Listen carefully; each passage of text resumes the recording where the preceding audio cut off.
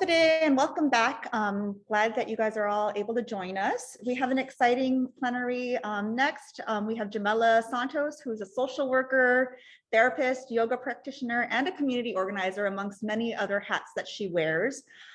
She will be talking with us about understanding intergenerational hurts to facilitate healing as the prevent portion of our plenary sessions. Thank you, Jamela, again for being here. Welcome back and enjoy the session. Hi, thank you so much. Nice to see everyone virtually. I'm so grateful to be presenting in this wonderful conference. Good morning again, and thanks for your patience and thanks for the opportunity to share about this aspect of the work that I do that has been incredibly important, not only in my personal journey, but also in my community and clinical work. So here's an overview of what I would like to share with you today. I will first define historical and intergenerational trauma and hurts. And then I'd like to examine why understanding this concept is important in prevention work. And then the part that I'm really excited about is that I will get to share some stories, a personal story, and then a story that a client that I'm currently working with has allowed me to share with you today. And this will just give some context for this concept of intergenerational and historical trauma and hurts. And then, of course, at the end, I'll give some time for reflection as we conclude the discussion. So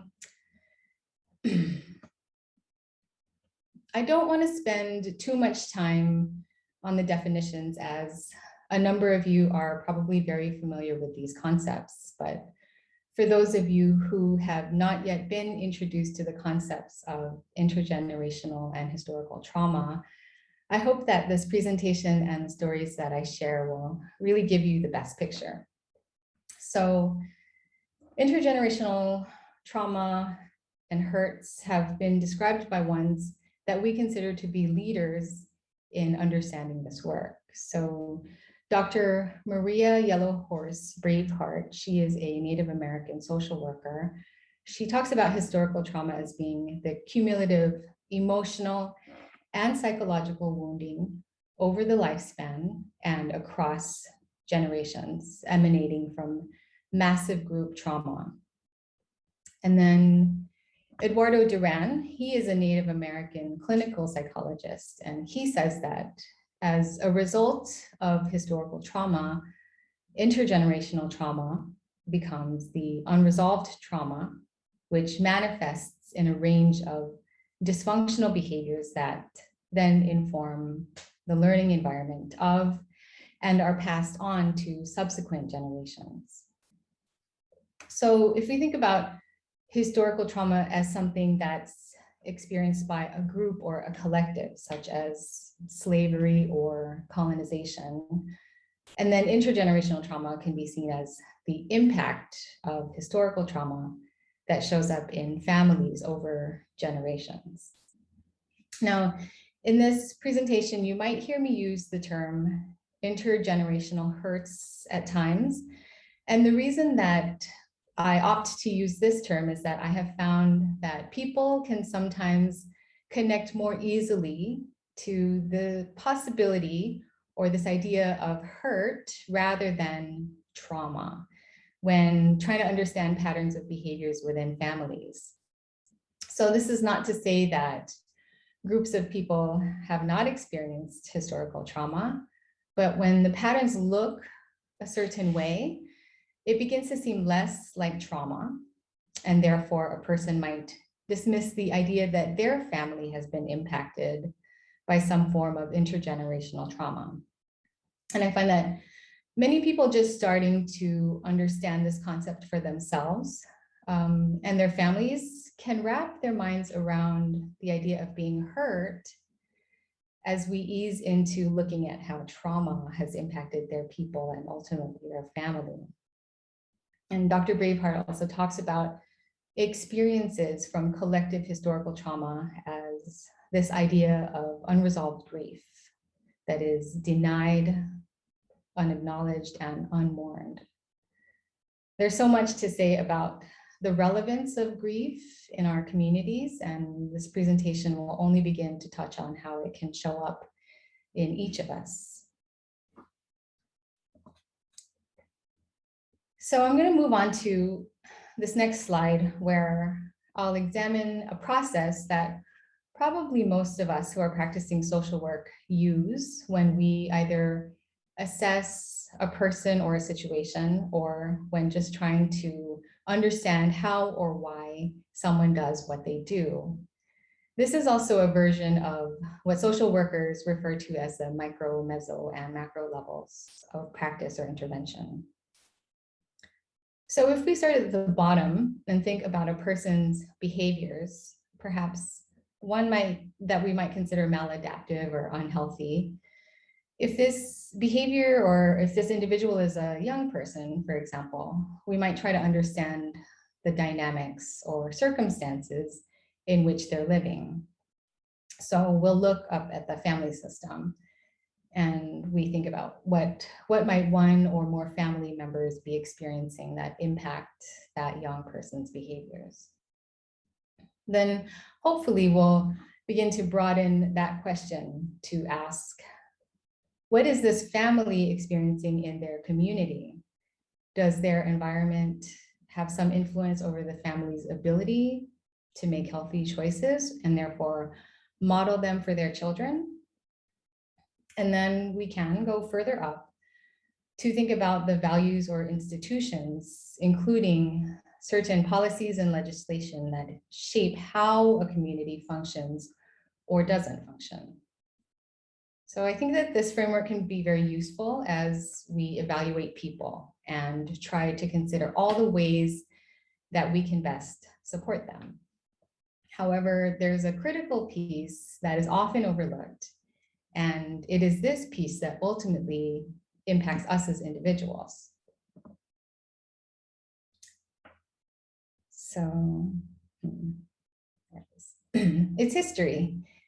So even though we can understand this idea that it's not entirely useful to live in the past or dwell on history, we know that for many, many people, having some sense of our history helps us to gain clarity, because it puts certain behaviors and patterns into perspective. There are events that have occurred in history that have had tremendous impact on people as a collective, as we heard in the earlier description of historical trauma. We could say that what our world is experiencing now with this global pandemic will continue to impact people for generations. So how does a concept like history, which we think about something as being in the past, have any bearing on the concept of prevention, which is something that we think about as occurring or not occurring in the future? Of course, it's very much connected. And when we can understand how historical hurts and trauma get carried on and on, generation after generation, then we can understand how the healing process begins and do our best to prevent those hurts from continuing to get passed down. This, of course, has the potential to prevent new hurts from stacking on top of the residue of the intergenerational ones. I'm going to give an illustration of how one might use this framework to understand a particular behavior, and I'm going to use myself for this example. So starting at the level of individual or behavior, the behavior I'll talk about is regarding language, and specifically the fact that I speak English. Some might argue that I speak English well and without an accent. Now, mind you, I mentioned earlier that behaviors and patterns that get passed down don't always reflect a symptom or expression of some sort of, intense trauma. And this is what I think can get kind of tricky about understanding intergenerational trauma. So, I know that being able to speak English well and communicate my needs and wants clearly isn't a bad thing, right? Maybe it isn't a great thing if I feel some sort of sadness or loss that I do not speak the native languages of my parents, which would be Tagalog or Kapampangan, which are Filipino languages. So let's keep going up the line to see how this all connects. I was born and raised here on Guam, and as I mentioned, my parents are Filipino. They both immigrated here in the 1960s from the Philippines in search of work. And growing up, my parents only spoke to me and my siblings in English. If they spoke to each other, they spoke in Tagalog. And when I was really in trouble, I knew so because my mom would be saying things in Tagalog. So what I learned was that my parents spoke their native tongue to each other, but not to us. They wanted to make sure that we could master the English language. And here's why they knew that mastering the English language was in our best interest. The community in which we lived and where we went to school were all English speaking. In fact, I spent a few years of my early life living on a military base in Okinawa, Japan, when my dad, who was a civil service employee for the Navy, was stationed there. I think it was added pressure on my parents to make sure that they could communicate clearly to their friends and colleagues on base, and that we as their children could do that also. And it didn't matter where I went to school. So on base in Okinawa, or after we moved back home to Guam, where I received my formal education was in the American school system. All subjects were taught in English, and every single storybook, fairy tale, worksheet, lesson, textbook, exam, essay, all in the English language. Not in Chamorro, at least not at the time, and not in Filipino. And just not anything else but English. So, of course, my parents chose to raise their children here on Guam. They knew that it was going to be of value to us to succeed in school, because their dream for us was to continue on as professionals in whatever career we choose. And here's where this really important aspect of history informs this all the way down to the fact that I do not speak my parents' native tongue, and why my first and only language is English. And this is where we move up to the section of this framework where we ask the question, how did my family's or parents' history affect their choices around my education? And how did it affect what they viewed as valuable? How did their history affect their determination to speak to me in English only, except when in trouble? What we're looking at for the purpose of this example is essentially how historical trauma of the Filipino people manifested itself as intergenerational hurt in the way that I experienced it within my family upbringing. So this is a photo of my mother and her family, just going back to histories, right? So this photo was taken at the airport when my mom left the Philippines to come to Guam in 1967. My mom had 11 siblings, so 12 of them total. This one here is my mom. She moved to Guam after she got a contract to work at GMH as a medical technician. My mom has never described anything particularly traumatizing from her childhood, and that could either be attributed to the fact that she just didn't speak openly about those things, or maybe she just didn't feel like she experienced anything traumatic. But she's no longer with us, and so I can't even ask her directly. But I do remember her saying that her family struggled because they were very poor. Food was scarce, and her parents worked really hard to put food in the bellies of many hungry little ones.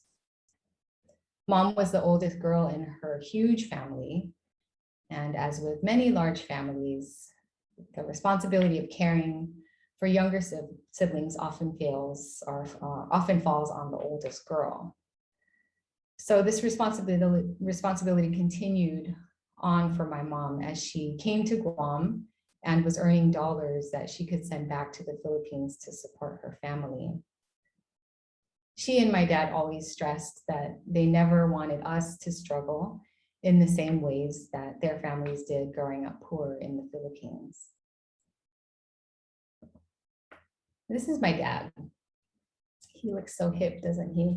He left the Philippines in 1968 when he was petitioned by his older brother, who moved to Guam several years before him.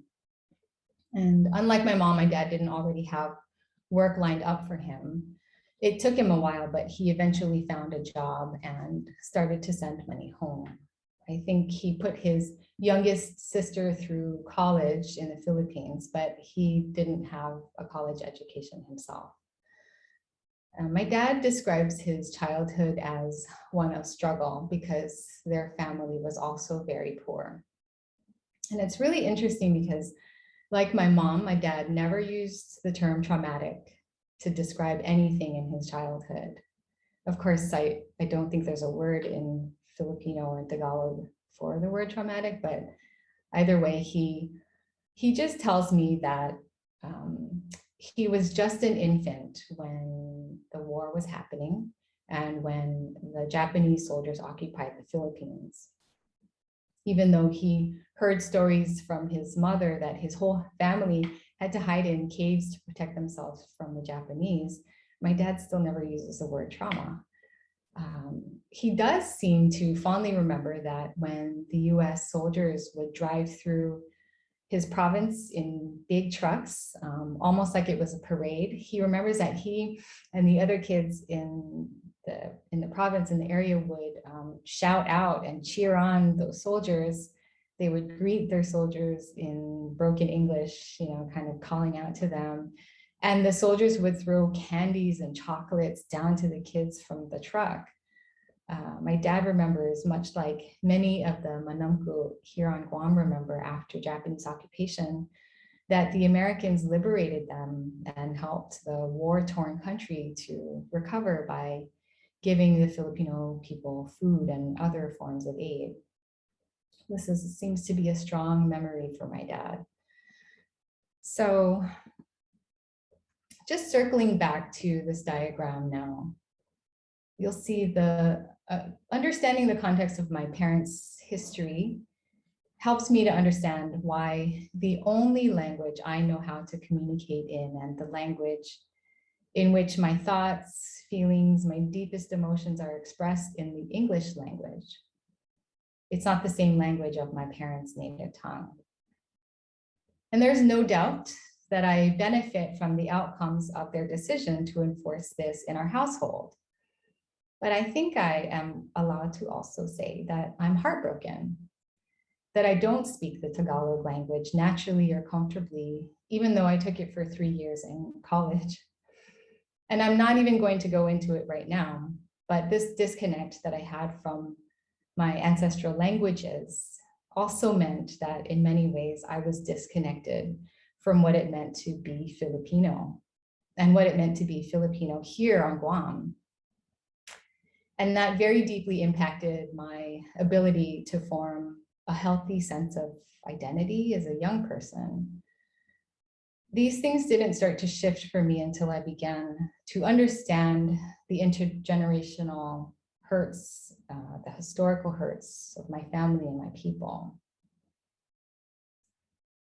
So you've just heard me describe one way that pretty horrific events in the history of the Philippines, which happened to be parallel events in Guam's history, these events manifested themselves as what I feel are intergenerational hurts that I experienced growing up. I'm going to transition now into another story, which I hope will continue to help us understand how another person's experience of historical and intergenerational trauma have showed up for generations in her family and how it has impacted her. And I just want to really thank Maria for allowing me to share her story. Maria has been incredibly courageous, and I've never met another so fierce in the most loving way. So fierce in encouraging people, her friends, her family, colleagues, everyone, to use this therapeutic relationship as a tool to heal. She has looked at some deeply buried memories from her past head on with an unrelenting determination to live a different kind of life than the one that has made her so angry, so ill, and so heartbroken for most of her life. This is Maria's story. Maria is a Chamorro woman in her 40s. We have been working together in this therapeutic relationship for about a year and a half. At intake, Maria described her presenting problem as a rocky and abusive relationship with her aging mother, who lives with her and her partner. Maria also described a history of severe psychological, physical, and sexual abuse inflicted on her from a very young age. She admitted that for many years, she was addicted to alcohol and used marijuana and food to cope. At the start of her healing journey, when she showed up at her first session, Maria was already aware that she had a tremendous and intense level of anger in her that made her feel emotionally unstable. And not only did Maria realize that she had been severely depressed since her teenage years, she was also able to identify that she was angry every single day. Maria had sought therapy several years prior, and although it was helpful during that time in her life, she now realizes that she wasn't in a place then where she could truly work through the deep hurt. She wasn't quite ready then.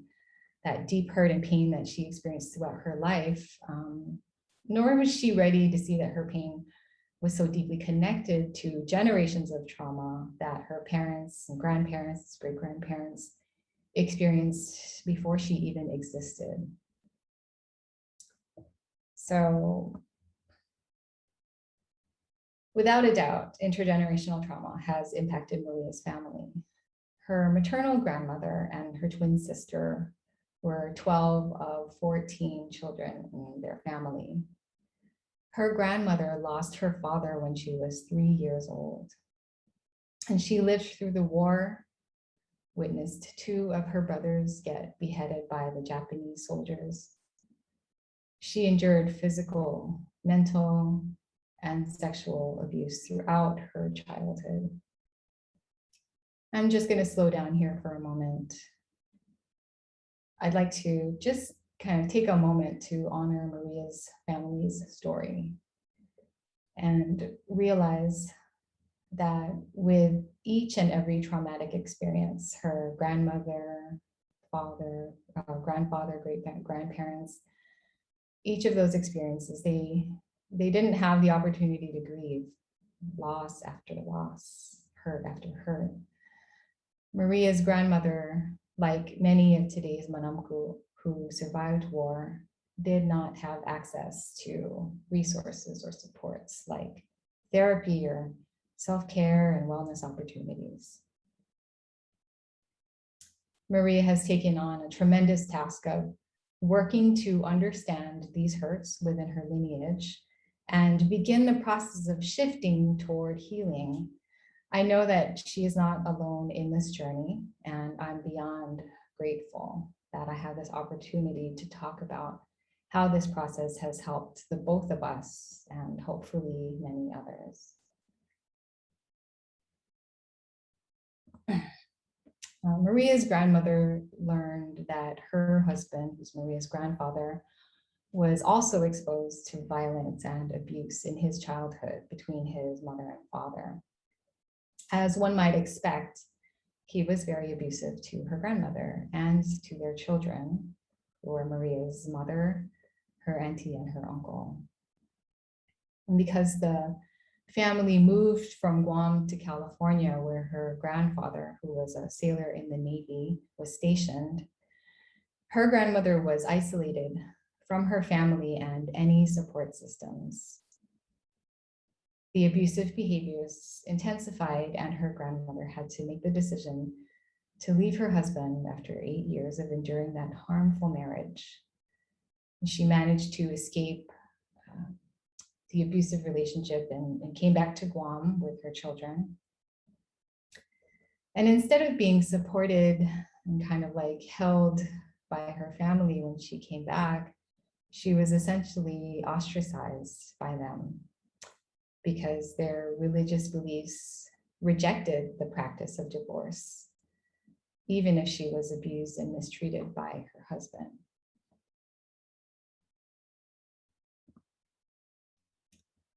And I just want to acknowledge that Maria's family history is very layered and very complex on both sides.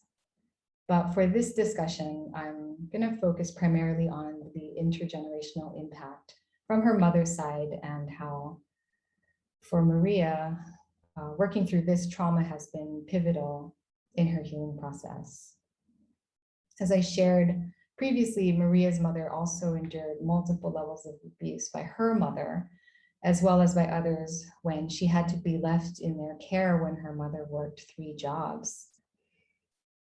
Maria recalls that her mother was not an affectionate person when she was growing up. In fact, she would constantly demean, degrade, ridicule her, even when she made the slightest mistake. Maria saw that her mom treated her brother differently, and he was favored no matter how hard she worked at school or at home to please her parents, and she did well in school. Maria still got the brunt of her mother's anger and rage, especially when her father wasn't home. Maria's mother has been a hoarder since Maria was a child. Her auntie and uncle are also hoarders and all live with chronic health conditions and, to her knowledge, undiagnosed and untreated mental illness. And now we move on to looking at how the impact of 2 generations of trauma and hurt affected Maria. As mentioned just earlier, Maria grew up in a household that was literally filled with material objects, but devoid of expressions of love and acceptance from her mother.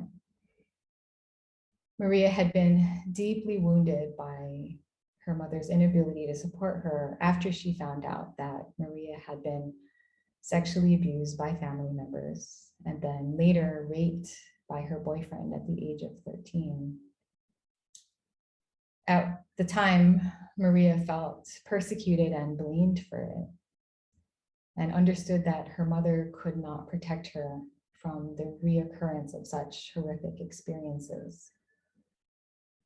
And the less that she felt loved and supported at home, the more Maria had to look to others to fulfill those needs. She was in multiple relationships with men who were abusive and addicted to substances. Maria, much like her grandmother, married and moved to the States with a man who was abusive. And she was isolated from people who were supportive. As the abuse intensified, Maria's self-concept and confidence, what little was left of it, became less and less. She eventually managed to leave her husband after graduating from college and then moved back home.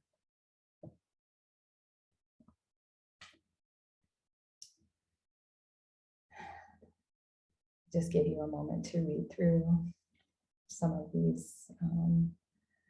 these quotes that came directly from Maria.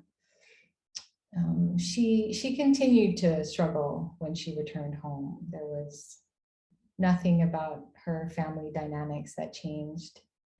And she was not able to live in her family home because there was no space for her due to her mother's hoarding condition. With help from her father, Maria slowly worked to build a life that was one she could begin to feel hopeful about and proud of. And then when her grandmother became ill, Maria became her primary caregiver and did this for 9 years. She eventually took her into her home and was caregiving for both her father and her grandmother through the end of their lives until they passed away within 2 years of each other. As you can see here, Maria's understanding of the impact of historical trauma has allowed her to shift her perspective from anger and blame to understanding that it was so much unresolved grief and hurt that those before her did not have the resources to work through the same way that she does today. And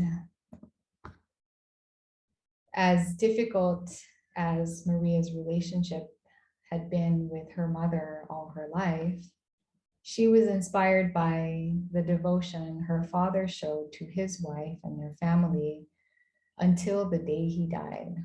And Maria has taken her mother into her home and is currently caring for her as well. I'm sure that you've caught themes that weave through Maria's family that spoke to the pain, the grief, and the wounding that continued to get passed on with each generation. The more that she was given space to see these themes in the context of understanding that historical trauma leads to intergenerational patterns, the more she allowed space for compassion, forgiveness, kindness, and patience. And some of these aspects come easy for some of us, but for a long time, they didn't come as easy for Maria. She knows that there's still lots of work to do all day, every day. And she's committed to this work. I'm so grateful that we get to do it together. Maria is an incredible woman, and I just want to thank you for letting me share your family's story. So even though the short story that I told about myself sounds really different from Maria's story, I want to make an interesting connection here about the historical events that both of our families experienced, albeit on different islands. The Spanish, US, Japanese, and again, US occupation and colonization occurred both in the Philippines and on Guam at roughly the same period of time. Our people experienced World War II, and this historical impact has been significant. So we see that the war touched on Maria's grandmother's life, and it touched on my mother's and father's lives, but the ripple effect of the war has also impacted the ways in which our communities relate to each other, historically and I would say at present. So much of the labor that went into rebuilding Guam after the war came from Filipinos who were contracted by the US military. And it was an enticing opportunity given that the Philippine Islands were also devastated and destroyed by the war. As my mother and father experienced, they were living in poverty. They lacked resources and food. the post-war period played out very differently for both Guam and the Philippines, where Filipino people had the opportunity to leave their island for the promise of a better life in America, which was Guam. The Chamorro people were facing land dispossession by the US military as more and more bases were being constructed throughout the island. It was the Filipino laborers that were being hired to construct these bases. So on a community level, historical trauma has caused certain patterns to play out between our people. In my experience and my observation, many of these patterns have not historically been so healthy. Beyond my work as a therapist, I have spent the past few years doing community work with an organization called Filipinos for Bahan that addresses these historical injustices and hurts between our people. In the same way that Maria has benefited from seeing how history has impacted her family and the way that I realize my parents' histories impacted my sense of identity through language, I also realize that the same framework applies to the dynamics within our communities. I just want us to keep this in mind as we live and interact amongst different groups on this island that have experienced historical trauma, not just Chamorros and Filipinos. So I just want to use the last few minutes before we end to do some reflection, and I'll bring up that familiar diagram one last time. As we come back to the idea of how working through intergenerational hurts and trauma can actually make significant impact on prevention work, if there's one thing that you can take away, it's the idea that all kinds of things are passed down through generations. So sometimes it's healthy genes and unhealthy genes, strengths and gifts. It's also grief and trauma and suffering. It's useful to know that all of these can exist within us together, and that we all ultimately are all good and capable of healing. As you look at this framework, just take a moment to maybe reflect on a behavior or a characteristic about yourself or your family or someone you love, or maybe even about a client that you've been working with. And if you prefer, you can think about a behavior or a characteristic that you observe about a group or a collective. Right? So just take some time to go through each level to consider how one is affected by the previous level, all the way up to where you can consider all of the possible historical events that, or factors that influenced each. So I have, I don't know, some reflection questions that if you would like to kind of just think about any of these, and if you want to, you can share your answers on the chat if you feel brave enough, or you can just kind of take note and ask yourself any of these questions about certain patterns or behaviors. And this concludes my presentation. I mean, I really would love a bit of dialogue and reflection to really close off the presentation, but otherwise, thank you everybody for listening to me and for bearing through my tech issues at the beginning. All right. Hello, Jamila, Tristan here. Hi. Oh, great presentation. We have a couple of questions and maybe some kind of statements you can add on. So the Sure. question in the chat: with the growing understanding of historical or generational trauma, are you seeing a difference as a therapist or service provider among adults and youth that you come across? I hear about youth nowadays being more, in quotations, woke. Yeah. So. Yeah, am I seeing a difference? Is that the question? Yeah, so are you seeing a difference as a therapist or a service provider among adults and youth that you come across? Yeah, I feel like there are differences in both directions. So I want to say I see actually, I attended the substance abuse prevention workshop or conference last week, and a lot of the presenters were talking about these issues. I mean, this is not my concept that I made up or anything. I'm definitely learning from the experts out there, but a lot of people are talking about historical and intergenerational trauma in their work, and so this is an aspect of the work that I see happening for lots of providers. They're approaching therapy from this perspective, which I think is amazing, and I do think that there have been significant shifts for people because of this framework.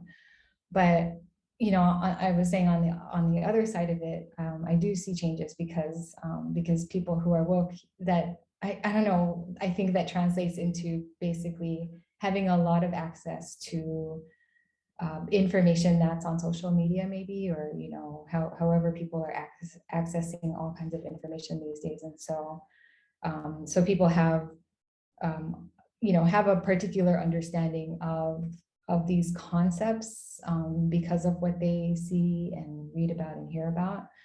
But I'm not sure that, so for my generation, for example, I didn't grow up knowing a lot about my Filipino history. And so I think that for this particular generation of adults who have children, who are raising children, if we didn't know about these histories when we were growing up and we're only kind of learning about them a little bit more now, then that shift is just hopefully going to start to happen for the younger generations, and that we can start to teach the younger generations like a different I don't know, perspective about our histories than just the painful ones that we experience through patterns, but not really fully understanding. So yeah, I mean, I'm not sure if that answers the question, but thanks. Thanks for the question. No, very good answer. So on the chat, there was a response to maybe about earlier in your presentation, but I'm not sure which portion, but still earlier. But here we have from McEllen.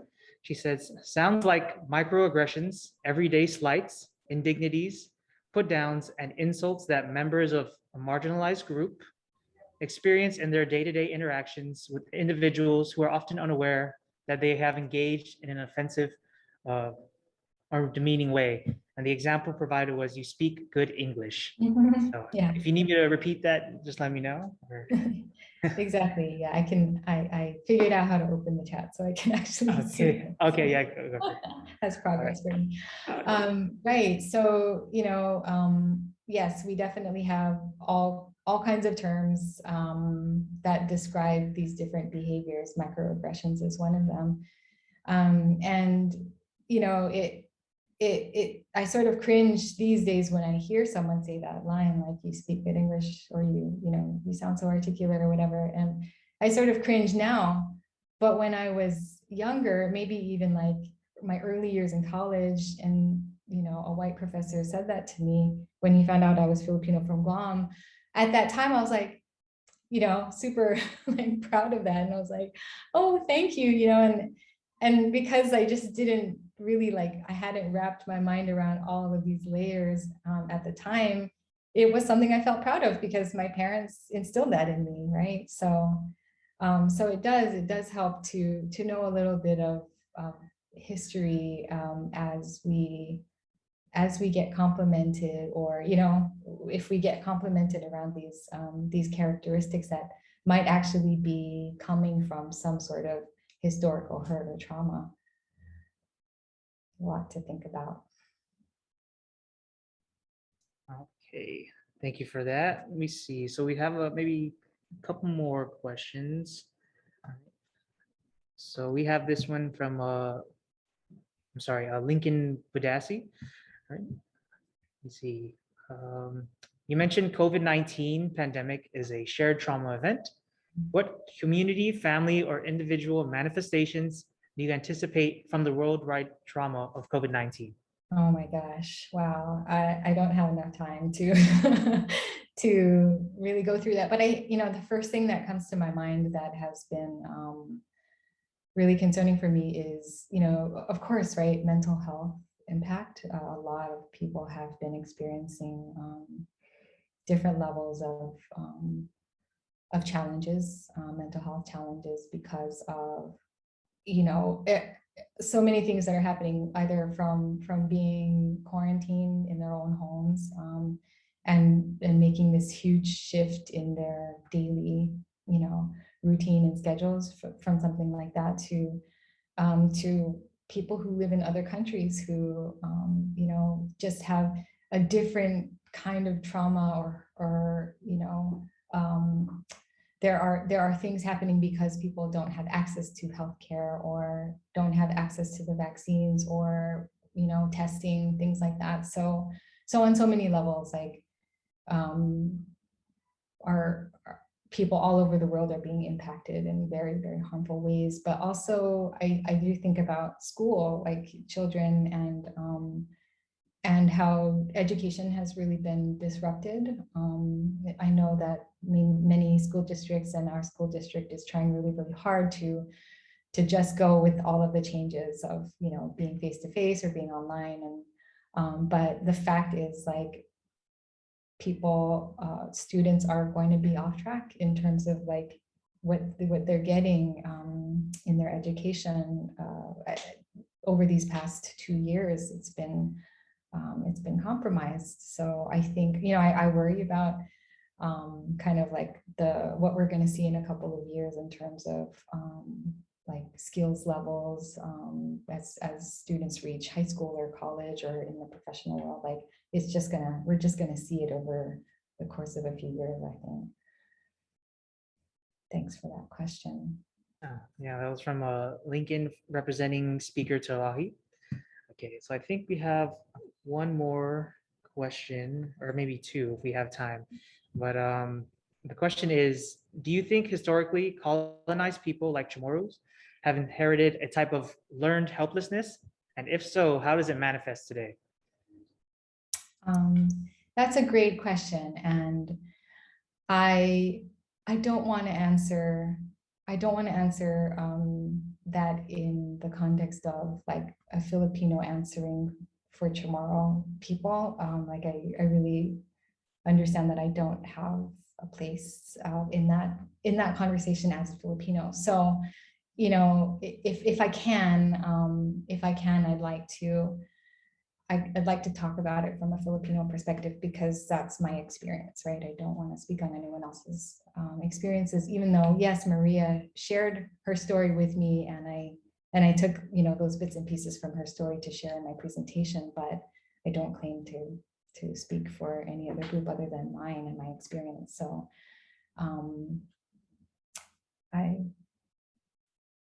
can you read me the question again?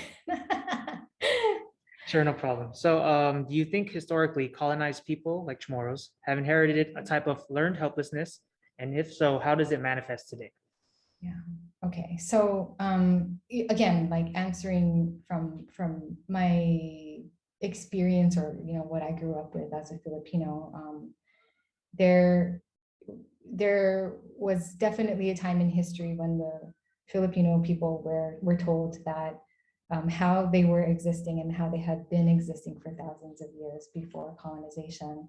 They were told that their language wasn't good enough. The way that they practiced spirituality wasn't good enough. The way that they, grew or lived off of their land wasn't good enough. So, so they were colonized, and this mindset changed for them that if they studied Spanish, or if they went abroad to go to school, and learned in these other kinds of institutions, that they would be seen as smarter, or worthy, or more intelligent, And so, yes, I mean, for sure, there's a concept out there called colonial mentality, but that is, that is essentially what it is. It tells us that we, as a people that have survived and thrived for thousands of years, all of a sudden, our ways, for whatever reason, didn't seem to be good enough anymore, and that someone else's ways were better.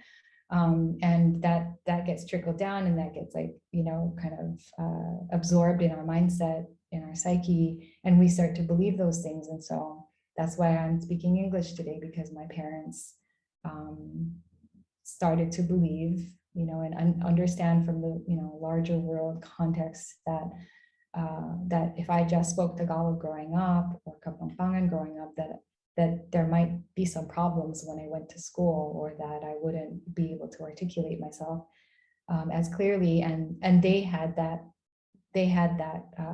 complex about themselves. They would be embarrassed to speak to certain people with their accent, or with their, what they thought was imperfect English. So yeah, I mean, those things are very painful. And I don't know that we always really understand those things about ourselves. And it's understandable that we don't always see those things so clearly from, within ourselves until we have that opportunity to look back up that line and see what our histories have been. So thanks. Awesome. Thank you for that. So we have about time for one more question. This is from the chat. And this is, how does spiritual or faith practices make a difference in one's mental health recovery from historical or intergenerational trauma effects?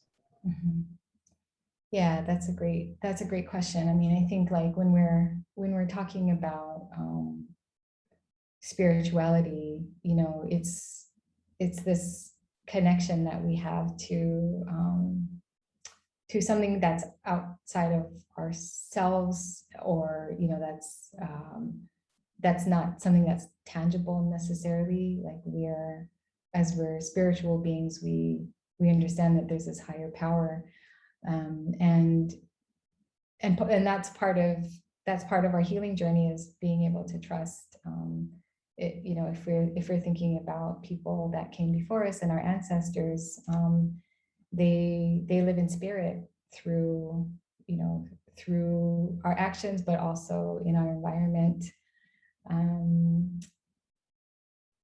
Being able to, for people who are religious and trust in God, and have prayer to help them talk through things that they are just beginning to understand when they start to find out their histories. Like there's not just one way. I think people definitely find ways to connect different levels and different aspects of the healing process. So yeah, thank you. So one more popped up, and I think you could definitely answer this one. So Okay. I have many Marias in my family. What would you suggest I could do to help initiate to heal? Oh, that's an awesome question. Thank you. So I know this can get tricky for lots of people, and I think that I've heard stories about lots of people, especially when I am able to teach classes at UOG, and I talk with social work students about talking with their families. So sometimes students will say that they have grandparents that tell stories or memories of the war, and they're able to kind of get a sense of their family's history, and maybe some patterns that get passed down. And sometimes people talk about how their grandparents, they know from other family members, kind of whispers that they have lots of stories to tell about their experiences in the past or in the war, but they never ever talk about it, right? So sometimes people are very open and are willing to share these stories with their families, and sometimes they're not at all. But sometimes people never ask because they just assume that their family members won't share. And so I would suggest that, trying to be creative in how you ask your elders, to share stories about their past. You know, and I'm saying be creative because sometimes just asking flat out doesn't work, and they kind of will shut down or just not be comfortable talking. And sometimes you can kind of ease your way into having those conversations and listening to different stories. But I think that storytelling, as I said earlier, is so critical, and it's so much a part of our culture's ways of passing down history is through telling stories. And so I think that's a really good start, is that once you start to have an understanding of different things that happened in your family's history, then you can maybe start to connect the dots and maybe be more curious to know what kinds of questions to ask next. And, you know, like when I was preparing for this presentation, I asked my dad some more questions about his experiences growing up. And it was just recently that I found out about those soldiers that drove by in trucks and threw candy at them.